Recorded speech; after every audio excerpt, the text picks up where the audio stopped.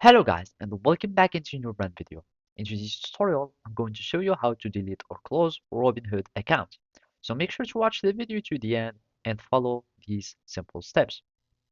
So basically, first you will need to see that you can close your account and basically you will have many accounts. So you can either close an individual account or joint account or an IRA one. So basically, if you want to close your account, first you will need to make sure that all your positions are closed. That means you will won't have no pending deposits. You will have no upcoming dividends, cash sweeps, or anything. You will need basically to have a $0 in your balance, and after that, you will be able to close your account. And basically, all you need to do is just to go to your account, settings, or icon and then go to the menu.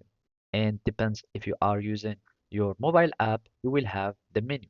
Otherwise, if you are using the web app, you will have just the menu that will be here as sidebar, and you will see the options like the settings, and then you will find deactivate my account.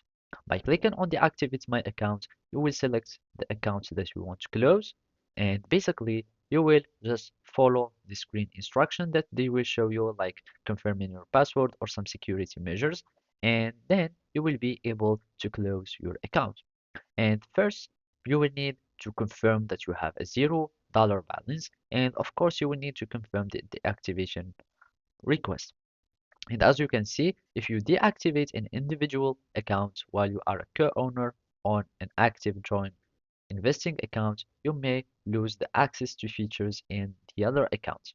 And basically, there are also other types of accounts that you will be able to close, like the joint account or the IRA one. And basically, that's it. Thank you for watching and see you next time.